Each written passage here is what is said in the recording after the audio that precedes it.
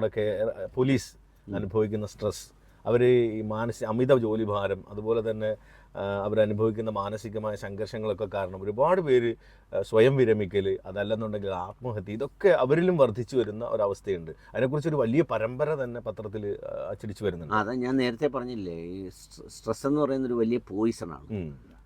ഈ നേരത്തെ പറഞ്ഞ പോലെ നമ്മൾ മയക്കുമരുന്ന് ഉപയോഗിക്കുന്നതിനോ സിഗരറ്റ് ഉപയോഗിക്കുന്നതിനേക്കാൾ മാരകമായ പോയിസണാണ് ഈ സ്ട്രെസ് എന്ന് പറയുന്നത്. കാരണം പുക വലിക്കുകയോ മറ്റെന്തെങ്കിലും കെമിക്കൽ ഉപയോഗിക്കുകയോ ചെയ്താൽ ഞാനതിനെ എൻഡോഴ്സ് ചെയ്യുമല്ല, അതൊരു ശരീരത്തിൻ്റെ പ്രത്യേകമായ അവയവത്തിൽ കയറിയിട്ട് പല സ്ഥലങ്ങളിലേക്ക് പ്രവഹിക്കുക. അപ്പോൾ ലങ്സിൽ ചെന്നിട്ട് അല്ലെങ്കിൽ ബ്രെയിനിൽ ചെന്നിട്ടൊക്കെയാണ്. പക്ഷേ സ്ട്രെസ് എന്ന് പറയുന്നത് എന്താണെന്ന് വെച്ച് കഴിഞ്ഞാൽ നമ്മുടെ ശരീരത്തിൻ്റെ അടിമുടിയുള്ള കോശങ്ങളെ ടോട്ടാലിറ്റിയിൽ ബാധിക്കുന്ന ഒരു സംഗതിയാണ്. അതിന്ന് ഒരുപാട് മനുഷ്യർക്ക് ഈ ജീവിതശൈലി രോഗങ്ങൾ എന്ന് പറയുന്ന രോഗങ്ങൾ ഉണ്ടാകുന്നത് തന്നെ അതിലൊരു പ്രധാനപ്പെട്ട കാര്യം ഈ സ്ട്രെസ്സും രണ്ട് ഭക്ഷണവുമാണ്. അപ്പോൾ ഇതിനെ മാനേജ് ചെയ്യാൻ മനുഷ്യർക്ക് കഴിഞ്ഞില്ലെങ്കിൽ ഇതെപ്പോഴും ഉണ്ടാവും, എല്ലാ കാലത്തും ഉണ്ടായിരുന്നിട്ടുമുണ്ട്. ഈ ആ റീസൺസ് പലതാണെന്നേ ഉള്ളൂ. ഇപ്പം പണ്ടത്തെ കാലത്തെ സ്ട്രെസ് എന്ന് പറയുന്നത് ഇപ്പം നമ്മുടെ പിന്നെ അമ്മമാർക്കോ അല്ലെങ്കിൽ പിതാക്കന്മാർക്കോ ഒക്കെ ഉള്ളത് ഭക്ഷണം, രോഗം വന്നാലുള്ള സ്ഥിതി, പിന്നെ വേറൊരുപാട് പ്രയാസങ്ങൾ, പ്രതിസന്ധികൾ. ഇപ്പം നമ്മൾ പറയുന്ന മഴവെള്ളം, ഈ മഴ എന്നൊക്കെ പറയുന്ന പോലെയുള്ള രൂക്ഷമായ പ്രശ്നങ്ങൾ, അങ്ങനെയുള്ള ഒരു കൂട്ടം കാര്യങ്ങളായിരുന്നു അവർക്കുണ്ടായിരുന്നത്. അതൊരു സീസണലായിരുന്നു. പക്ഷേ അവർക്കൊരു കാര്യം ഉണ്ടായിരുന്നത്, അവർക്കൊരു മെച്ചം ഉണ്ടായിരുന്നത് എന്താണെന്ന് വെച്ച് കഴിഞ്ഞാൽ അവരുടെ ഈ ഇൻടേക്ക് കുറവായിരുന്നു. ഇൻടേക്ക് എന്ന് പറഞ്ഞു കഴിഞ്ഞാൽ ഇവരതിനെ വല്ലാതെ അകത്തോട്ടെടുക്കില്ലായിരുന്നു. പക്ഷെ ഇപ്പം അങ്ങനെയല്ല. ഇപ്പോഴത്തെ സ്ട്രെസ്സിൻ്റെ കാര്യം എന്ന് പറഞ്ഞാൽ പ്രധാനമായും നമ്മുടെ ഒരു ഈഗോയുമായി ബന്ധപ്പെട്ടാണ്. അതായത് ആരെങ്കിലും എന്തെങ്കിലും പറയുന്ന കാര്യങ്ങൾ, എന്തെങ്കിലും അപഖ്യാതി, പിന്നെ അനാവശ്യമായ ചർച്ചകൾ, പിന്നെ എന്താ പറയുന്നത്, പിന്നെ അമിതമായ ഭയം, ഉത്കണ്ഠ, ഇതിൽ നിന്നൊക്കെ ഉണ്ടാകുന്ന സ്ട്രെസ്സാണ് അധികവും വരുന്നത്. ഭക്ഷണത്തിനൊന്നും ഇപ്പം അങ്ങനെ ആരും സ്ട്രെസ് അടിക്കേണ്ട കാര്യം കേരളത്തിലില്ല. വളരെ കാണാൻ വിരലിലെണ്ണാവുന്നവർ എവിടെയെങ്കിലും ഉണ്ടെങ്കിലേ ഉള്ളൂ, അല്ലാതെ ഒരു പൊതുവിൽ അങ്ങനെ ഉണ്ടാവേണ്ട കാര്യമില്ല. പക്ഷെ അല്ലാത്ത ഒത്തിരി കാര്യങ്ങൾക്കാണ് ഇങ്ങനെ വറീസ്. പിന്നെ അതുപോലെ തന്നെ ഈ മക്കളുടെ ഭാവി, അത് ഇന്നത്തെ ഭയങ്കരമായ ഭയങ്കര. ഇപ്പം നീറ്റ് പരീക്ഷയെ സംബന്ധിച്ച് റദ്ദാക്കുമോ, ഉണ്ടായാൽ എങ്ങനെയാണ്, ഇനി അടുത്ത വർഷം എഴുതാനിരിക്കുന്നവർ, അങ്ങനെയൊന്നും സ്ട്രെസ്ഡ് ഔട്ടായിട്ട് ഒരു കാര്യമില്ല. നമ്മുടെ ഈ പ്രപഞ്ചത്തിൽ എല്ലാത്തിനും ഒരു ഹാപ്പനിങ് പേസ് ഉണ്ട്. സംഭവിക്കുന്നതിനൊരു വേഗതയുണ്ട്, സംഭവിക്കുന്നതിനൊരു ഫ്രീക്വൻസി ഉണ്ട്, സംഭവിക്കുന്നതിനൊരു ഋതമുണ്ട്. അതിനെ ആ താളത്തിനെയൊക്കെയാണ് ഈ പ്രപഞ്ചത്തിൻ്റെ വിധിയുടെ ദൈവത്തിൻ്റെ താളം എന്നൊക്കെ പറയുന്നത്. അതിനെ അങ്ങനെ പോവുള്ളൂ. അല്ലാതെ അതിനപ്പുറത്ത് നമ്മളിതിനെ ഒരു ഭയങ്കര സംഭവമായി കണ്ട് അതിൻ്റെ പേരിൽ അമിതമായ ഉത്കണ്ഠ, ആകാംക്ഷ, ഇങ്ങനൊന്നും ചെയ്യുന്നതിൽ ഒരു കാര്യമില്ല. പിന്നെ രണ്ടാമത്തെ കാര്യം എന്ന് പറഞ്ഞു കഴിഞ്ഞാലുണ്ടല്ലോ, ഈ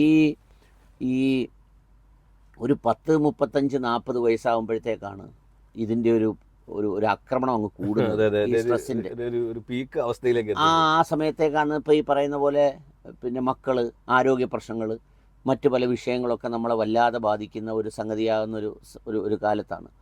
അപ്പം ഇത്തരം കാര്യങ്ങളെയൊക്കെ നമുക്ക് അതിനെ അതിജീവിക്കാനും അതിനെ വളരെ വളരെ മനോഹരമായി നേരിടാനും നമുക്ക് കഴിയുന്ന ഒരു സംഗതി ഉണ്ടാണ്. അപ്പോൾ ഒരു ഉദാഹരണത്തിന് കഴിഞ്ഞ ദിവസം ഞാനൊരു സംഭവം വായിക്കുകയുണ്ടായി. അതായത് പിന്നെ ഒരു പെൺകുട്ടിയോട് അതിൻ്റെ പിതാവ് എപ്പോഴും പറയും, അങ്ങനെ വസ്ത്രം ധരിക്കല്ലേ, നീ ഇങ്ങനെ ഇട്ടുകൊണ്ട് പോകല്ലേ, ഇത്രയും ചെറിയ ഷോർട്സ് ധരിക്കല്ലേ, ഇങ്ങനത്തെ വസ്ത്രം ധരിക്കല്ലേ എന്ന് പറയുമ്പോൾ അവൾ കേൾക്കില്ല. അവൾ ഭയങ്കരമായ നിർബന്ധമായിരുന്നു. അപ്പോൾ ഒരു ദിവസം അദ്ദേഹം എന്ത് ചെയ്തു എന്ന് വെച്ചാൽ, അദ്ദേഹത്തിൻ്റെ ഒരു പഴയ ജീൻസ് കിടന്നു. ഭാര്യ എടുത്ത് പറഞ്ഞു, ആ ജീൻസ് ഇങ്ങെടുത്തോണ്ട് പോവാ, അടുക്കളയിൽ നിന്ന് ഒരു പിച്ചാത്തി അല്ലെ കത്രിക ഇങ്ങെടുത്തോണ്ട് പോവാ.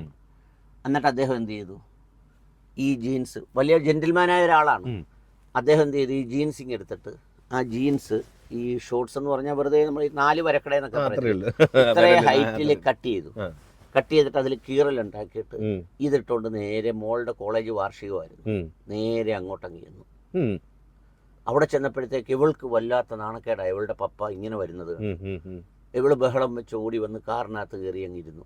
ആളുകളെ എങ്ങനെ ഫേസ് ചെയ്യും, എങ്ങനെ കാണും, പപ്പ ഇതാണെന്ന് ധരിക്കണ്ടേ, ഇങ്ങനല്ലല്ലോ പപ്പ ധരിച്ചുകൊണ്ട് നടന്നിട്ടുള്ളത്, ഇതെന്തൊരു വൃത്തികേടാ, ആരും കണ്ടെന്നുള്ളത്.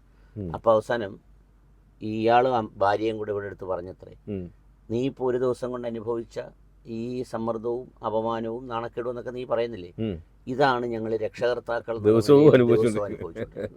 നിന്റെ അടുത്ത് നിന്റെ ശരീരത്തിന് ഇണങ്ങുന്ന വസ്ത്രം ധരിക്കാൻ പറയുമ്പോൾ നീ അതിന് ഇണങ്ങുന്ന വസ്ത്രവും കാലവും സാഹചര്യങ്ങളും ഇത്തരം കാര്യങ്ങളോടൊക്കെ ഒരു ഒരു ഒരു ഒരു ഒരു എന്താ പറയുക, അതിനോട് താതാത്മ്യം പ്രാപിക്കുന്ന തരത്തിലുള്ള ഒരു സംഗതി ചെയ്യാതെ ഇങ്ങനെയൊക്കെ ചെയ്താൽ എങ്ങനെയാണെന്ന് ചോദിക്കും.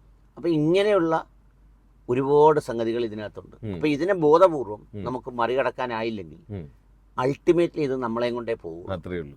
അതുറപ്പല്ലേ? അൾട്ടിമേറ്റ്ലി ഇത് നമ്മളെയും കൊണ്ടേ. നമുക്കിതിനെ ഓവർകം ചെയ്യാൻ സാധിച്ചില്ലെങ്കിൽ അത് നമ്മളെ വളരെ അധികം രോഗാതുരനാക്കും, നമ്മളെ അസ്വസ്ഥനാക്കും, നമ്മളെല്ലാ തരത്തിലും നമ്മൾ തളർന്ന് തരിപ്പണായി. പിന്നെ ഇപ്പോൾ ഈ ഉണ്ടായിരിക്കുന്ന ഇപ്പം മനുഷ്യർക്ക് ഉണ്ടായിരിക്കുന്ന രക്തസമ്മർദ്ദം, പിന്നെ അതുപോലെ തന്നെ തൈറോയിഡ്, പിന്നെ ഒരു പരിധി വരെ ഈ ബ്ലഡ് ഷുഗർ, പിന്നെ അസിഡിറ്റി, ഇതിൻ്റെ എല്ലാം ഒരു പ്രൈം റീസൺ എന്ന് പറയുന്നത് ഈ സ്ട്രെസ്സാണ്. ഈ സംഗതിയാണ്. നമ്മളിപ്പോൾ ഈ ഗൾഫ് രാജ്യങ്ങളിൽ കണ്ടിട്ടില്ലേ, ഉറങ്ങുന്നവർ പിന്നെ ഉണരുന്നില്ല, അങ്ങ് കിടന്ന് ഉറക്കത്തിലായി പോകുന്ന പോലെ രാവിലെ വിളിക്കുമ്പോൾ അവർക്ക് സൈലൻ്റ് അറ്റാക്ക് എന്ന് പറയും. നല്ല വാക്കാണ് കേൾക്കാൻ. അതിലെന്താ സംഗതി എന്നറിയോ?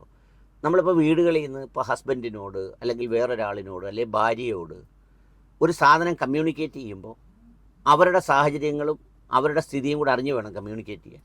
ഇവിടെ ഈ പറയുന്ന ഭാര്യയും അമ്മായി അമ്മയും നാത്തൂനും എല്ലാം കൂടെ ഭീകരമായ വഴക്കിട്ടിട്ട് ഓരോ മണിക്കൂറും വിളിച്ച് അവിടെ നിൽക്കുന്ന ആളുടെ അടുത്ത് പറയുക, വീഡിയോ കാണിച്ചു കൊടുക്കുക. പണ്ട് എന്നോടൊരു ഗൾഫിലെ സുഹൃത്ത് പറയുമായിരുന്നു, പണ്ട് ഈ നാട്ടിൽ നിന്ന് കത്ത് വരുമല്ലോ, ഇപ്പോഴെന്ന് പറഞ്ഞാൽ ഈ നമ്മൾ ഈ പറയുന്ന ഇൻസ്റ്റന്റ് ഫുഡ് പോലെ അപ്പൊ തന്നെ റെഡിമെയ്ഡായിട്ട് ഫാസ്റ്റ് ഫുഡായിട്ട് ഈ വിഷയം അങ്ങ് എത്തും. മറ്റേത് അങ്ങനെ അല്ലായിരുന്നു, കത്തായിരുന്നു. അല്ല, ഒരാഴ്ച കഴിഞ്ഞ് അവിടെ എത്തുന്നത്. അപ്പൊ എത്തുമ്പോ ഈ ഗൾഫിലുള്ളവർ പറയും, കത്ത് ഇങ്ങനെ രാവിലെ പിന്നെ റൂമിൽ വരുമ്പോൾ പറയുന്ന 3 കത്തുണ്ട് നിനക്കെന്ന് പറയുമ്പോൾ അവർ പറയുന്ന അവിടെ ഇരിക്കട്ടെ, ഉച്ചയ്ക്ക് ചോറുണ്ട് കഴിഞ്ഞ് വായിക്കാം. കാരണം ചോറുണ്ണുന്നതിന് മുമ്പ് വായിച്ചാൽ പിന്നെ ഭക്ഷണം കഴിക്കാൻ തോന്നത്തില്ല. അത്രയും സമ്മർദ്ദമാണ് ഇതിൽ എഴുതി വെച്ചേക്കുന്നത്. അവരെന്ത് ചെയ്യാൻ കഴിയും? വേറൊരു രാജ്യത്ത് നിൽക്കുക. അപ്പൊ എന്ന് പറയുന്നത് പോലെ ഇതിനെ വളരെ വളരെ റീസണബിളായിട്ട് ഞാൻ എപ്പോഴും ആലോചിക്കാറുള്ളതാണ്, ഈ ലൈഫ് ഈസ് ഫോർ ലിവിങ് എന്ന് പറഞ്ഞിട്ടൊരു ട്രെയിനിങ് പ്രോഗ്രാം പോലെ നടത്തണം. അതായത് ഇപ്പോൾ ഒരുപാട് ബിസിനസ് മോട്ടിവേഷൻ ഉണ്ട്, ഇപ്പോൾ ഒരുപാട് പിന്നെ എഡ്യൂക്കേഷണൽ മോട്ടിവേഷൻ ഉണ്ട്, പിന്നെ അങ്ങനെയുള്ള മൈൻഡ് ബ്ലോഗിങ് എന്നൊക്കെ പറഞ്ഞിട്ടുണ്ട്. പക്ഷേ ഈ ജീവിക്കുക എന്ന് പറയുന്ന ഒരു സാധനം ഉണ്ടല്ലോ, ജീവിക്കുക എന്ന് പറഞ്ഞാൽ നിങ്ങൾ റിയാലിറ്റിയിൽ ഇങ്ങനെ ജീവിച്ചു പോവാന്ന് അല്ല, അതിന്റെ നിങ്ങൾ അതിനെ എങ്ങനെ കാണണമെന്നറിയോ? ഇപ്പൊ ഉദാഹരണത്തിന് പറഞ്ഞാൽ കടലിൽ പോവുക എന്ന് പറയുന്നത്, കടലിൽ പോകുന്ന ഒരാളുടെ ഒരു യാത്രയെ കുറിച്ച് നിങ്ങൾ ആലോചിച്ച് നോക്കൂ. തിരമാലയുണ്ട്, സർവൈവ് ചെയ്യണം, ഉപജീവനം നടക്കണം, ഫിഷിംഗ് നടക്കണം, പുള്ളിയുടെ ബേസിക് ആയിട്ടുള്ള കാര്യങ്ങൾ എന്തെങ്കിലും ഉണ്ടെങ്കിൽ വെള്ളം കുടിക്കണം, ആഹാരം കഴിക്കണം, പിന്നെ അങ്ങനെയുള്ളത് അടക്കമുള്ള ബേസിക് കാര്യങ്ങളെല്ലാം നടക്കണം. ഇതിൻ്റെ മേൽ സർവൈവ് ചെയ്യാൻ വേണം. അപ്പം ഈ ജീവിതം എന്ന് പറയുന്നതും ഇതുപോലൊരു കടൽ യാത്ര പോലെ കാറ്റും കോളും അപ്രതീക്ഷിത ഭാവങ്ങളും മഴയും വെയിലും ഒക്കെ അതിജീവിച്ച് ഇതിനെ സർവൈവ് ചെയ്ത് മുന്നോട്ട് പോകണം. ഈ ബാഹ്യ ചുറ്റുപാടുകളെ നമുക്ക് വല്ലാതെ അങ്ങ് നിയന്ത്രിക്കാനോ തടയാനോ, ഇപ്പം പിന്നെ കൊതിയും നുണയും പറയുന്നവരുടെ എല്ലാം ആ കൊതിയും നുണയും പറയുന്നവർ വായടപ്പിക്കാനോ ഒട്ടിക്കാനോ ഒന്നും പറ്റൂല. അപ്പൊ അതിൻ്റെ ഇടയിൽ നമ്മൾ എങ്ങനെ നിൽക്കണമെന്നുള്ളത് അതിനെയൊക്കെ മറികടക്കണം. നമ്മൾ ആ വിഷയം അത് തന്നെയായിരിക്കും നമുക്കിന്ന് സംസാരിക്കുന്ന വിഷയം. പക്ഷേ അതിലേക്ക് കടക്കും മുമ്പ് 2 കാര്യങ്ങൾ, വളരെ വ്യത്യസ്തമായ 2 കാര്യങ്ങൾ ഞാൻ കണ്ടു. നമ്മൾ പലതരത്തിലും ഭയക്കുന്നുണ്ട്. നിയമത്തെ ഭയക്കാറുണ്ട്, നമ്മൾ ദൈവത്തെ ഭയക്കാറുണ്ട്, വിശ്വാസികൾ അല്ലാത്തവരൊന്നുമല്ല. പക്ഷേ നിയമത്തെ ഭയക്കാറുണ്ട് എല്ലാ മനുഷ്യരും. എന്നാൽ ചില മനുഷ്യർ നടപ്പിലാക്കുന്ന ചില നിയമങ്ങളുണ്ട്, അവിടെ ചില കാര്യങ്ങൾ വരാറുണ്ട്. അതിപ്പോൾ കഴിഞ്ഞ ദിവസം കണ്ട 2 വീഡിയോസിൻ്റെ പശ്ചാത്തലത്തിലാണ് ഞാൻ സംസാരിക്കുന്നത്. ഒന്ന് ആഫ്രിക്കയിലാണ്. അവിടുത്തെ ഒരു റവന്യൂ മന്ത്രി അഴിമതി കാണിച്ചു, അയാളെ പുറത്താക്കിയതിന് ശേഷം കേസ് ആവാതെ പബ്ലിക് മുന്നിലേക്ക് അയാളെ ഇട്ട് കൊടുക്കുന്നു, പുള്ളിയെ തല്ലുന്നതായിട്ട്, ഓരോന്ന് ചോദിച്ച് തല്ലുന്നതായിട്ട് ഒരു വീഡിയോ. അതൊരു വേണമെങ്കിൽ ശിക്ഷയായിട്ട് കണക്ക് കൂട്ടാം. അതിനെ എങ്ങനെ ഉത്തരം കണ്ടെത്തുമെന്നുള്ളതാണ്. അടുത്ത വീഡിയോ എന്ന് പറഞ്ഞാൽ കേരളത്തിലാണ് സംഭവം. നല്ല മദ്യപാനിയായ ഒരു മനുഷ്യനെ നന്നാക്കാൻ ഭാര്യ ചെയ്തത് അയാളെ പിടിച്ച് ജിമ്മിലേക്ക് വിട്ടു. അയാൾ ജിമ്മിൽ പോയി മിസ്റ്റർ കേരളയായി, മിസ്റ്റർ എറണാകുളമായി, സെറ്റപ്പായി, അടിപൊളിയായി.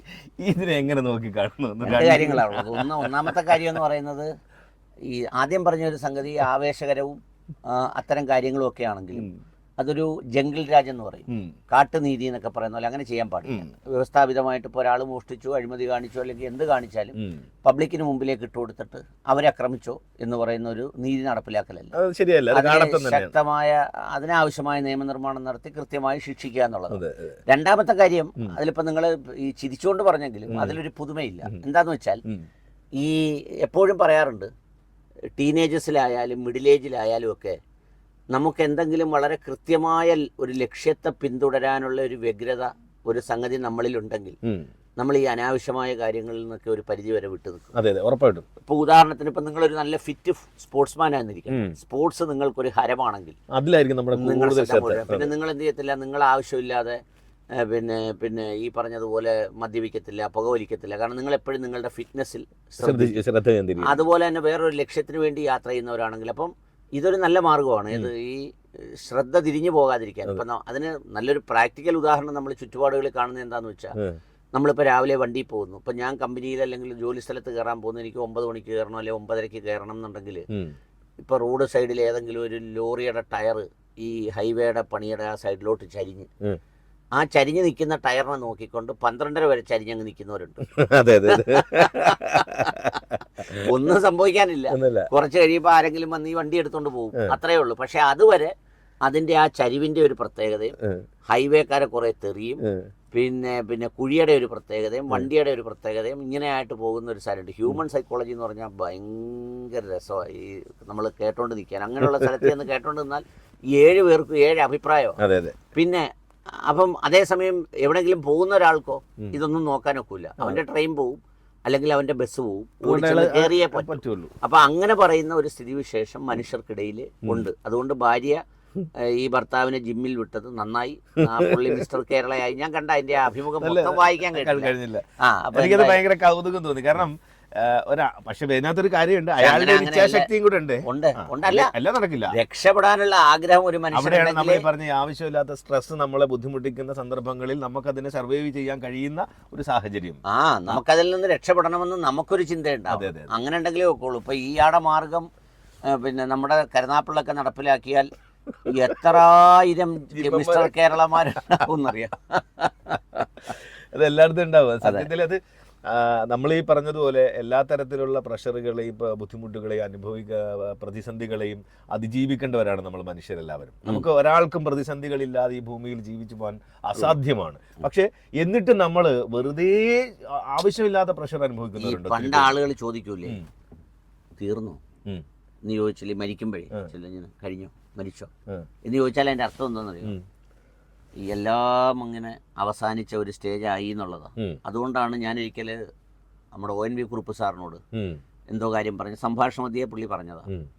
ഈ പുള്ളിയാണല്ലോ തിരുവനന്തപുരത്തെ പൊതുശ്മശാനത്തിന് പേരിട്ടത് ശാന്തി കവാടം എന്ന് പറയുമ്പോൾ ഈ അവസാന ശാന്തി മനുഷ്യന് മരണമാണ് എന്നുള്ളതാണ്. ബാക്കി ഒരുപാട് പ്രശ്നങ്ങളിൽ നിന്നുള്ള ശാന്തിയാണ് മരണം എന്നുള്ള ആംഗിളിലാണ് പുള്ളി ഇട്ടേന്ന് പറഞ്ഞു. അപ്പൊ അങ്ങനെയാണ് അതിന്റെ ഒരു കാര്യം. പക്ഷേ എന്ന് വിചാരിച്ച് we have no right to opt for എന്താ പറയുന്നത്, ഒരു സൂയിസൈഡിനോ ആത്മഹത്യക്കോ ഒന്നും തിരഞ്ഞെടുക്കാനുള്ള അവകാശം നമ്മളെ സംബന്ധിച്ചിടത്തോളം ഇല്ല. അങ്ങനെ ചെയ്യാനും പാടില്ല. അങ്ങനെ ചെയ്യുന്നതുകൊണ്ട് ആ പ്രശ്നം തീരുന്നുമില്ല.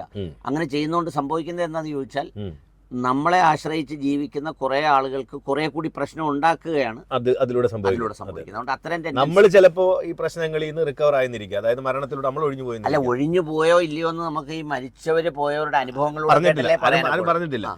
പക്ഷെ അവർക്ക് വിചാരം അവരോട് കൂടി അവരുടെ പ്രശ്നം അവസാനിച്ചു എന്നാണ്. പക്ഷെ പ്രശ്നങ്ങൾ ഈ ജീവിച്ചിരിക്കുന്ന ആൾക്കാർക്ക് തുടങ്ങുകയാണെന്നുള്ള സത്യം അവരറിയണം. അതെ അതെ അതെ, അവർക്ക് പ്രശ്നം തുടങ്ങുകയാണ്. അതെ അതെ. നിങ്ങൾക്ക് ഇന്നലെ വരെ ആയിരുന്നു പ്രശ്നമെങ്കിൽ ഇന്ന് മുതൽ നിങ്ങളുടെ കുടുംബത്തിന് ആ പ്രശ്നം തുടരാൻ, പിന്നെ കൈവിട്ട് പോകുന്നു എന്ന് തോന്നിയാൽ സൈക്കോളജിസ്റ്റിനെ കാണണം, സൈക്യാട്രിസ്റ്റിനെ കാണണം, മെഡിസിൻ എടുക്കണം. ഇതിലൊന്നും വിചാരിക്കേണ്ട കാര്യമില്ല. അപ്പൊ അതിനെല്ലാം ഉള്ള സംഗതികളുണ്ട്. വളരെ പൊടിയും ഒരു എഫക്റ്റും ഇല്ലാത്ത കൊച്ചുപൊടിയും ഗുളികകളുണ്ട്. ഒരു പൊടിയനം കടിച്ചാൽ കല്ല് പോലെ നിന്നോളും. പിന്നെ ഒരു സ്ട്രെസ്സും ഒരു സംഗതിയും എന്ന് വിചാരിച്ച് ഹെൽത്തി ആയിട്ട് അത് നമുക്ക് മാനേജ് ചെയ്യാൻ കഴിയുമെങ്കിൽ അത് മാനേജ് ചെയ്യുക എന്നുള്ളതാണ്. അല്ല, അതിന് ഏറ്റവും നല്ലത് ഈ പറയുന്നത് ആദ്യമൊക്കെ നമുക്ക് അങ്ങനെ ഒരു ബുദ്ധിമുട്ട് അല്ലെങ്കിൽ നമുക്ക് പലതിനെയും ഭയം അല്ലെന്നുണ്ടെങ്കിൽ നമ്മൾ എല്ലാ കാര്യങ്ങളിലും വല്ലാത്ത അസഹിഷ്ണുത നമ്മൾ രേഖപ്പെടുത്തപ്പെടുന്നുണ്ടെങ്കിൽ, നമ്മൾ അറിയുന്നുണ്ടെങ്കിൽ ഉറപ്പായിട്ടും നമുക്കതിന് ഒരാളെ കണ്ട് അല്ലെങ്കിൽ നമുക്ക് ഏറ്റവും വിശ്വസ്തനായ അല്ലെങ്കിൽ വിശ്വസ്തയായ ഒരാളോട് അതേക്കുറിച്ച് സംസാരിക്കുകയോ അവരുടെ ഉപദേശങ്ങൾ തേടുകയോ ഒക്കെ ചെയ്യാൻ തീർച്ചയായിട്ടും. ഇനി അതിലൊരു കാര്യം കൂടിയുണ്ട് രഘുനന്ദൻ. ഇനിയുള്ള വരാൻ പോകുന്ന കാലത്തെ ഏറ്റവും ആകർഷണീയമായ ഒരു ജോലി എന്തുവെന്നറിയോ? ഇപ്പൊ ഈ വീട്ടുകളിൽ ആളുകളെ നോക്കാനൊക്കെ നിർത്തുന്നില്ലേ നമ്മൾ ഈ പറയുന്ന എന്താ പിന്നെ ഗൈഡ്, ഹോം നേഴ്സ്, അതിന് പകരം ഫാമിലി കൗൺസിലർ ഒന്നുമല്ല, കേൾക്കാൻ ഒരാള്. അതായത് ഒരാൾ പറഞ്ഞാൽ വിശ്വസ്തയോടെ കേൾക്കാൻ ഒരാളുണ്ടാവുക എന്ന് പറയുന്നതാണ്. പക്ഷെ ആ കേൾക്കാനുള്ള ആള് വിശ്വസ്തനായിരിക്കണം, അപകടകാരി. ഞാനിതൊരു പ്രൊഫഷണൽ ജോബിന്റെ കാര്യമാണ് പറഞ്ഞത്. ജോബിന്റെ കാര്യമാണ് ഞാൻ പറഞ്ഞത്. അതായത് 1 മണിക്കൂർ ഒരാളിനെ കേൾക്കുന്നതിന് 2000 രൂപ എന്ന് വെച്ചു, ഒരു ചാർജ് ചെയ്തിട്ട്. പക്ഷെ അയാളുടെ കാര്യത്തിൽ തീരുമാനമാവും. ഇല്ല, അയാൾ പ്രൊഫഷണലായിരിക്കണം. ആയിരിക്കണം. അയാൾ ഇതൊന്നും അയാളുടെ ഉള്ളിലേക്ക് എടുക്കുന്നതാകരുത്. അയാൾ സ്വസ്ഥമായിട്ട് കേട്ടിട്ട് അതിനതിന് പണ്ടില്ല ഈ കൊതിക്കോതുന്നവരായി പോകും. അതിനുള്ള ഒരു പരിഹാരം അല്ലെങ്കിൽ ഒന്ന് അങ്ങനെ കേൾക്കുമ്പോൾ തന്നെ ഒരു റിലാക്സ്ഡ് ആവും. അത് ഒരാള് സത്യമാണ്. നമ്മുടെ ഉള്ളിലുള്ള കുറെ കെട്ടിക്കിടക്കുന്ന അല്ലെ നമ്മളെ വീർപ്പ് മുട്ടിക്കുന്ന കുറെ കാര്യങ്ങൾ നമുക്ക് ഏറ്റവും പ്രിയപ്പെട്ട ഒരാളോട് അല്ലെങ്കിൽ ഒരു വിശ്വസ്തനോട് നമ്മളത് പറഞ്ഞു കഴിയുമ്പോൾ നമ്മളൊന്ന് റിലാക്സ് ആയതുപോലെ നമുക്ക് ഉറപ്പാണ്. നിങ്ങൾക്ക് സംസാരിക്കാം കേട്ടോ, സ്ട്രെസ്സിനെ കുറിച്ച് പറയാം. നമ്മൾ അതാണ് ഇന്ന് സംസാരിക്കാൻ മാനസിക സമ്മർദ്ദം, മാനസിക സംഘർഷം, നിങ്ങൾ അനുഭവിക്കുന്ന മാനസിക സമ്മർദ്ദത്തിന്റെ കാരണങ്ങൾ എന്തൊക്കെയാണ്, നിങ്ങൾ അതിജീവിക്കുന്നത് എങ്ങനെയാണ്, അതിജീവിച്ചിട്ടുള്ളവർ അതിജീവിക്കുന്നത് എങ്ങനെയാണ്, അല്ലെങ്കിൽ അതിനുള്ള മാർഗങ്ങൾ എന്തൊക്കെയാണെന്നുള്ളതിനെ കുറിച്ച് വിളിക്കാൻ തോന്നുന്നു. പണ്ട് കാലത്ത് ഇതൊക്കെ നമ്മൾ അനുഭവിച്ചിരുന്നു, അല്ലെങ്കിൽ അങ്ങനെയുള്ള ഒരു തലമുറ അനുഭവിച്ചിട്ടുണ്ടായിരുന്നു. പക്ഷെ അവർക്കൊക്കെ ഇതിനെ ഈ പറഞ്ഞതുപോലെ ഇന്നത്തെ കൂട്ടുള്ള ഒരു സാഹചര്യം അവർക്ക് ഉണ്ടായിരുന്നില്ലാത്തത് കൊണ്ട് അവർ പലതും ഉള്ളിലേക്ക് കയറ്റിയിരുന്നില്ല. വരുന്നിടത്ത് വെച്ച് കാണാം എന്നൊരു മാനസികാവസ്ഥയോട് കൂടി ജീവിച്ചിരുന്നു. ശരിക്കും മനുഷ്യൻ വളരെ കരുത്തനാണെന്ന് പറയുമ്പോഴും ഈ മറ്റൊരാൾ നമ്മളെ കുറിച്ച് എന്തെങ്കിലും പറയുന്നുണ്ടോ, അല്ലെങ്കിൽ നമ്മുടെ പ്രതിസന്ധികളിൽ വരുമ്പോൾ നമ്മൾ അവിടെ തീർന്നു പോയോ എന്നൊരു മാനസികാവസ്ഥ അല്ലെങ്കിൽ അങ്ങൊരു ചിന്ത എല്ലാ മനുഷ്യരിലും ഉണ്ട്. എന്നാൽ അതിജീവനത്തിനുള്ള സർവ്വകരുത്തും കൈവശമുള്ളവനാണ് ഇത്ര ദുർബലനായി പോകുന്നത്. അതിൻ്റെ പുറത്താണ് പലപ്പോഴും ഈ പറഞ്ഞ പോലെ ആത്മഹത്യകൾ സംഭവിക്കുന്നത്. അതുപോലെ തന്നെ നമ്മൾ വിഷാദ രോഗിയായി അകാല മരണങ്ങൾ ഉണ്ടാകുന്നത്. അതുപോലെ നമ്മൾ ദൈനംദിന രോഗങ്ങളിലേക്ക് നമ്മൾ ചാടി വീഴുന്നത് ഒക്കെ ഇതിൻ്റെ കാരണം കൊണ്ടാണ്. എന്താണ് നമുക്ക് ഇന്നത്തെ കാലത്തെ മനുഷ്യന്, കരുത്തനായ മനുഷ്യന്, ഈ ആധുനികതയിലൂടെ സഞ്ചരിക്കുന്ന മനുഷ്യന് എന്തുകൊണ്ട് ഇത്തരത്തിലുള്ള മാനസിക സംഘർഷങ്ങളെ അതിജീവിക്കാൻ കഴിയുന്നില്ല? ഇന്നത്തെ കാലത്തും അന്നത്തെ കാലത്തും എന്നുള്ള വ്യത്യാസമൊന്നുമില്ല. അന്നത്തെ കാലത്തും ഇതൊക്കെ ഉണ്ടായിരുന്നു. അന്നത്തെ കാലത്ത് ഉണ്ടായിരുന്നെങ്കിലും അന്നിപ്പോൾ നമ്മൾ പറയുന്നില്ലേ, അതായത് ഈ ഏജ് ഓഫ് ലിവിങ്, അതായത് ഈ നമ്മുടെ ഒരു പ്രായം, ലൈഫ് സ്പാൻ എന്ന് പറയുന്നത്, അത് ആയുർദൈർഘ്യം ഇന്നത്തേതിനേക്കാൾ കുറവായിരുന്നു. ഇപ്പം നമ്മൾ ആയുർദൈർഘ്യം കൂട്ടിയതാണ്. അപ്പോൾ അന്നുള്ളവർക്കും ഈ പറഞ്ഞതുപോലെ പക്ഷാഘാതമോ അല്ലെങ്കിൽ ഇത്തരം കാര്യങ്ങളോ ഒക്കെ വന്നത് സ്ട്രെസ് കൊണ്ടാവാം. പക്ഷേ അതൊന്നും അങ്ങനെ ഒന്നും ചർച്ച ചെയ്യപ്പെട്ടിട്ടില്ല. പക്ഷേ ഇന്നത്തെ കാലത്തുള്ള ഒരു സംഗതി എന്താണെന്ന് ചോദിച്ചു കഴിഞ്ഞാൽ, ഇന്നത്തെ കാലത്ത് ഈ പറയുന്ന എന്താ പറയുന്നത്, ഈ പ്രശ്നങ്ങൾ എന്ന് വിചാരിക്കുന്ന സംഭവങ്ങളുടെ ഒരു വ്യാപ്തിയും മാനവും ഫ്രീക്വൻസിയും കുറച്ചുകൂടെ കൂടുതലാണ്. ബിക്കോസ് അതിൻ്റെ ഒരു ഇൻറ്ററാക്ഷൻ ലെവലുണ്ടല്ലോ, അതിൻ്റെ ഒരു കണക്ടിവിറ്റി. ഇപ്പം ഏതെങ്കിലും ഒരു സംഗതിയിൽ ഏറ്റവും കൂടുതൽ കണക്ടിവിറ്റി എപ്പോഴാണ് ഉണ്ടാകുന്നത്, അപ്പോൾ ആ കണക്ടിവിറ്റിയോടൊപ്പം തന്നെ അതിൽ പ്രശ്നവും ഉണ്ടാവും എന്നുള്ളതൊരു വാസ്തവമാണ്. ഇപ്പോൾ ഉദാഹരണത്തിന് പറഞ്ഞാൽ, ഇപ്പം പണ്ടിങ്ങനെ നാത്തൂൻ വീട്ടിൽ വരുമ്പോഴേ ഉള്ളൂ പ്രശ്നം, അല്ലെങ്കിൽ പിന്നെ വേറെ എന്തെങ്കിലും സംഗതി വരുമ്പോഴേ ഉള്ളൂ. ഇപ്പം നാത്തൂൻ മൊബൈൽ ഫോൺ ഉള്ളത് കൊണ്ട് വിളിക്കുമ്പോഴേ പ്രശ്നം. അതാണ് ഞാൻ ചോദിക്കാൻ വന്നതും അത് തന്നെയാണ്. ഈ സാഹചര്യത്തിന്റെ ഒരു വ്യത്യസ്തത ഈ മനുഷ്യനെ എല്ലാ തരത്തിലും വളഞ്ഞിട്ട് ആക്രമിക്കാൻ ഒരുപാട് സൗകര്യം. ചില ഹസ്ബൻഡുമാരുണ്ടല്ലോ, ഇപ്പൊ ചില ഹസ്ബൻഡുമാരല്ലേ വൈഫുമാര്, രണ്ടുപേരിലും എന്ന് പറഞ്ഞു കഴിഞ്ഞാൽ അവർക്ക് ചിലപ്പോൾ ഒരു ഫോൺ കോള് ഭർത്താവിന്റെ വരുമ്പോഴേ അല്ലെങ്കിൽ ഭാര്യയുടെ വരുമ്പോഴേ ഭയങ്കര ടെൻഷനായിരിക്കും, എടുക്കുന്നതിന് മുമ്പ് തന്നെ. എന്ന് പറഞ്ഞാൽ ഇപ്പൊ എന്ത് പ്രശ്നമായിരിക്കും അവിടെ ഉണ്ടായി കാണുക. അങ്ങനെ ജീവിക്കുന്ന കുറേ വീടുകളുണ്ട്.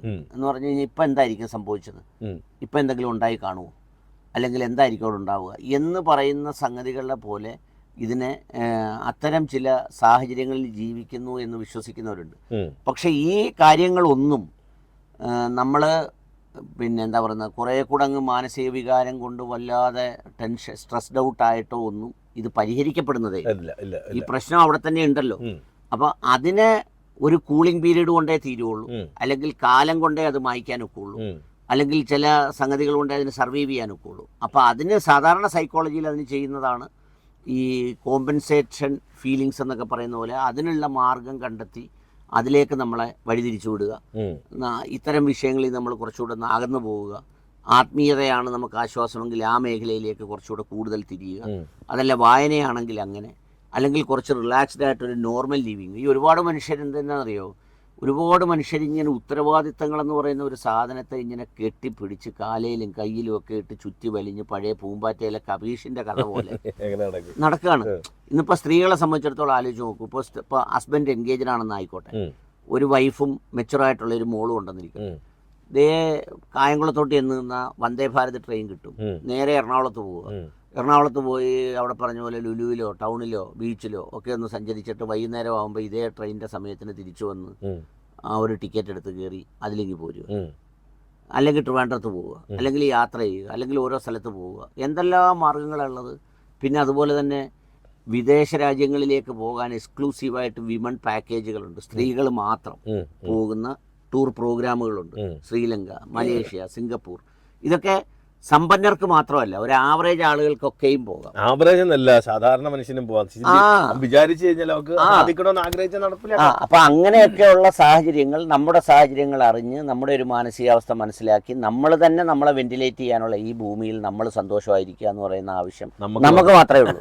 നാട്ടുകാർക്കാർക്കും ഇല്ല, ഒരാൾക്കും ഇല്ല. ഒരാളും ഇത് അറിയുന്നുമില്ല.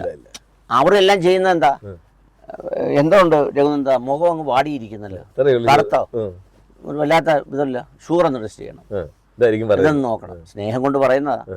പക്ഷെ അവര് പറഞ്ഞു വെച്ചാൽ അവര് സന്തോഷമായിട്ട് അങ്ങ് പോയെ. നമ്മളില്ല സ്ട്രെസ്സിന്റെ കൂടെ പിന്നെ ഷുഗറിന്റെയും പ്രഷറിന്റെയും സ്ട്രെസ് കൂടെ വലിച്ചു വെച്ച്. അപ്പൊ ഇത് നമ്മുടെ ഒരു നിർബന്ധ ബുദ്ധിയാണ് നമ്മൾ ഹാപ്പി ആയിരിക്കുക എന്നുള്ളത്. അപ്പൊ അതിനോട് നമ്മളൊരു വാശി കാണിക്കുകയും നമ്മുടെ മനസ്സിനെ അങ്ങനെ പരിശീലിപ്പിക്കുകയും ചെയ്താൽ, തെങ്ങ് കയറ്റ തൊഴിലാളികൾ തെങ്ങ് കയറിയാണ് ഇത് പഠിക്കുന്നത്. ഇപ്പം പഠിച്ചു കഴിയുമ്പോൾ പിന്നെ അവർക്ക് തെങ്ങിന് കൊന്നത്തെങ്ങാണോ ചെറിയ തെങ്ങാണോ എന്നുള്ള പ്രശ്നമില്ല, അവർ ചാടിയാൻ കയറും. നമുക്ക് കയറാൻ കഴിയാത്തത് നമുക്ക് അതിൻ്റെ ട്രെയിനിങ് ഇല്ലാത്തതുകൊണ്ടാണ്, നമ്മൾ അതിനുവേണ്ടി ട്രൈ ചെയ്യാത്തതുകൊണ്ടാണ്. അപ്പോൾ അതുപോലെ നമ്മളും മനസ്സിനെ ശാന്തമാക്കാൻ പരിശീലിക്കുകയും പഠിക്കുകയും അത്തരം കാര്യങ്ങളൊക്കെ ചെയ്യുകയും വേണം. പണ്ടൊക്കെ അതിന് യോഗ ചെയ്യാനൊക്കെ പോകുന്ന ആളുകളുണ്ടായിരുന്നു. അപ്പോൾ അവിടെ ചെന്ന് അവിടെ ഉള്ള ഒരുമായിട്ടൂടെ വഴക്കുണ്ടാക്കി അതുകൂടെ സ്ട്രെസ്സാക്കുന്നു. അല്ല, ഒരു കാര്യം കൂടെ ഉണ്ട്. ഈ നമുക്ക് പണ്ടും ചുറ്റുപാടുകളിൽ നിന്ന് ആക്രമണങ്ങൾ നേരിടേണ്ടി വരാം. അതായത് ആക്രമണം എന്ന് പറഞ്ഞാൽ വാളെടുത്ത് യുദ്ധം ചെയ്യുന്നതല്ല, പലതരം അപവാദങ്ങളോ അല്ലെങ്കിൽ നമ്മുടെ ആത്മാഭിമാനത്തെ ചോദ്യം ചെയ്യുന്ന തരത്തിലുള്ള പലതരം വിമർശനങ്ങളോ ഒക്കെ നമുക്ക് കേൾക്കേണ്ടി വന്നേക്കാം. അതിനൊരു പരിധി ഉണ്ടായിരുന്നു. പക്ഷെ ഇന്ന് അത് അൺലിമിറ്റഡ് ആണ്. കാര്യം എല്ലാ വഴിക്കുന്നും നമ്മളെ ആക്രമിക്കാനുള്ള സാധ്യതകൾ എല്ലാവർക്കും ഉണ്ട്. ഒരാളൊരു ഇപ്പം സൈബർ ആക്രമണം എന്നൊക്കെ അതിനെ പറയില്ലേ, ഇതൊക്കെ നമ്മൾ വിചാരിക്കുകയാണ് രഘുനന്ദ. എല്ലാ സൈഡിൽ നിന്നും നമ്മളെ ആക്രമിക്കാൻ ഇതുണ്ട്. അങ്ങനെയൊക്കെ നടന്നുകൊണ്ടിരിക്കുമ്പോൾ അവിടെ എന്റെ ചോദ്യം ഇതാണ്, ഇതിനെ അതിജീവിക്കാൻ ഒരാൾക്ക് കഴിയൽ വലിയ അങ്ങനെ അതിജീവിക്കുന്നത് എന്തിനാന്ന്? അതെല്ലാം അവിടെ നടന്നുകൊണ്ടിരിക്കുക. നമ്മൾ അതിന്റെ അടുത്തോട്ട് പോകാതെ ദൂരെ കിടക്കും. ഇപ്പൊ റോഡിൽ കൂടെ എത്രയോ വണ്ടി ഓടിപ്പോകുന്നു. നമ്മളെ ഇടിക്കാത്ത എന്താ? നമ്മളെ സ്റ്റുഡിയോയിൽ ഇരിക്കുന്നുണ്ട്. റോഡിന്റെ അടുക്കിരുന്നായിരുന്നേ ഇടിച്ചാനെ. നമ്മൾ കയറി എന്തിനാ അങ്ങോട്ട് ഇരുന്ന് കൊടുക്കുന്നത്? നമ്മൾ നമ്മുടെ വഴിക്ക്, നമ്മുടെ വഴിയിലൂടെ, നമ്മുടെ ഒരു സമാധാനത്തിലൂടെ, നമ്മുടെ ഒരു ആക്ടിവിറ്റി പ്ലെയിനിലൂടെ നമ്മളങ്ങ് സഞ്ചരിച്ചു പോകണം. ഇതെല്ലാം അവിടെ നടക്കട്ടെ നോക്കണം. ചർച്ചയൊക്കെ അവിടെ നടക്കും, നമ്മളെക്കുറിച്ച് പലതും പറയും, അങ്ങനെ ചെയ്യും ഇങ്ങനെ ചെയ്യും എന്നൊക്കെ പറഞ്ഞാലും, എന്ത് പറഞ്ഞാലും ഈ സംഭവിക്കാൻ ഒക്കുന്ന കാര്യത്തിന് ഒരു പരിമിതിയുണ്ട്. അതിനപ്പുറത്തേക്ക് ഒന്നും സംഭവിക്കില്ല. അപ്പോൾ അതുകൊണ്ട് അതിനെക്കുറിച്ച് അമിതമായ ഒരു സ്ട്രെസ്സും സ്ട്രെയിനും ഉണ്ടാക്കി ഇതൊക്കെ വലിച്ചു വെച്ചോണ്ട് എന്താ കാര്യം? അങ്ങനെ അതിലൊരു കാര്യമുണ്ട്. ഇപ്പം നമ്മളെ ഒരാളെ ആക്രമിക്കുമ്പോൾ നമ്മൾ ചുരുളുന്നു എന്ന് തോന്നിയാലുണ്ട്, ആക്രമിക്കാനുള്ള ഒരു ആവേശം കുറച്ചുകൂടെ കൂടും. ഉറപ്പായിട്ടും. മനസ്സിലായി പറഞ്ഞത്? അതേസമയം നമ്മൾ ചുരുളുന്നില്ല എന്ന് തോന്നിയാൽ അവർ നമ്മളെ വിട്ട് വേറെ ചുരുക്കാൻ പറ്റിയ ഒരാളിനെ തിരക്കി. അതുറപ്പ്. പക്ഷെ അവിടെ ഒരു കുഴപ്പമെന്ന് പറഞ്ഞാൽ പലർക്കും ഉപദേശങ്ങൾ കൊടുക്കുന്ന മനുഷ്യർ ഇത്തരം കാര്യങ്ങളിൽ, അതായത് നിങ്ങൾ വാടരുത്, തളരരുത്, നിങ്ങൾ തീയിൽ കുരുത്തതാണ്, വെയിലത്ത് വാടേണ്ട കാര്യമില്ല, നിങ്ങൾ കനലാണ്, തരിയാണ്, തീപ്പൊരിയാണ് എന്നൊക്കെ പറഞ്ഞ് ആവേശം കൊടുക്കുന്ന ആൾക്കാർ തന്നെ ഒരു സുപ്രഭാതത്തിൽ അവര് ഒന്ന് ആരോ വഴി പറഞ്ഞെന്നും പറഞ്ഞ് പടക്കേന്ന് കയറി ആത്മഹത്യ ചെയ്യുക, അല്ലെങ്കിൽ അതെങ്ങനെ സംഭവിക്കും? അതെന്താന്ന് ചോദിച്ചു കഴിഞ്ഞാൽ, ഈ ചില തുണിക്കടകളിലൊക്കെ നിങ്ങൾ കണ്ടിട്ടുണ്ടോന്ന് പറഞ്ഞോ, കരുനാപ്പള്ളിയുടെ തുണിക്കടയിലുണ്ടായിരുന്നു ഈ തീ കത്തുന്നത് പോലെ ഇങ്ങനെ എന്തോ ഒരു ഫാനും ഈ പിന്നെ മറ്റേ ചൈനീസ് സിൽക്കിന്റെ തുണിയും വെച്ചിട്ട്. അപ്പൊ ദൂരെ ഇരിക്കുന്നവർക്ക് തോന്നുന്നത് തീ കത്തുവാണ്, പക്ഷെ അത് ഒറിജിനൽ ഫയർ അല്ല. മനസ്സിലായി? അപ്പൊ യഥാർത്ഥത്തിൽ ഇപ്പൊ ഈ കാര്യങ്ങൾ പറയുന്ന ആളുകൾ ഒറിജിനൽ ഫയർ ഉള്ളവരാണെങ്കിൽ അവരങ്ങനെ ഇത് ചെയ്യത്തൊന്നുമില്ല. ഏറ്റവും കുറവ് ആത്മഹത്യ പൊതുപ്രവർത്തകരില്ല, രാഷ്ട്രീയക്കാരില്ല. എന്നാൽ ഏറ്റവും കൂടുതൽ ആരോപണവും ആക്ഷേപവും നമ്മളെല്ലാവരും പറയുന്നതും അവരെ കുറിച്ചാണ്. പക്ഷെ അവർ ആത്മഹത്യ ചെയ്യുന്നില്ല. ഇപ്പോൾ ഓരോ ഇലക്ഷനും മത്സരിക്കാൻ വന്ന് നിൽക്കുമ്പോൾ എന്തെല്ലോ ഓരോ സ്ഥാനാർത്ഥികളെ കുറിച്ച് രണ്ടുപേരും പറയും. 3 സ്ഥാനാർത്ഥികളാണ് മുഖ്യമായിട്ടുള്ളതെങ്കിൽ ഒരാളിനെ കുറിച്ച് ബാക്കി രണ്ടുപേരും പറയും. ഇതെല്ലാം അവർ അതിജീവിച്ച് സന്തോഷമായിട്ട് ചിരിച്ചുകൊണ്ട് നിൽക്കുന്നു. ഇതിൻ്റെ ഇടയിൽ അവരോട് നേരിട്ട് എന്ന് പറയുന്ന കൊതിയുന്നോണയും ഇഷ്ടം പോലെ എന്തെല്ലാം ഉണ്ട്. പിന്നെ ഇതെല്ലാം കഴിഞ്ഞ് അവർക്കെതിരെ വരുന്ന വാർത്തകൾ എന്തെല്ലാം ഉണ്ട്. ഈ സംഗതികളെയെല്ലാം ടെൻഷൻ ആവുമോ എന്ന് ചോദിച്ചാൽ ടെൻഷൻ ആയില്ലെങ്കിൽ മനുഷ്യനല്ല. പക്ഷേ അത് ആ ഒരു കൃത്യസമയത്ത് മാത്രം ആവുകയും അത് കഴിയുമ്പോൾ അത് പറിച്ച് ദൂരോട്ട് കളഞ്ഞിട്ട് പോകാനും കഴിയുന്നത് കൊണ്ടാണ് അവർ സർവൈവ് ചെയ്യുന്നത്. ഇല്ലെങ്കിൽ അവരെന്നെ തൂങ്ങി മരിച്ചാൽ. അവരൊരു മോഡലായിരുന്നു. അതെ, തീർച്ചയായിട്ടും.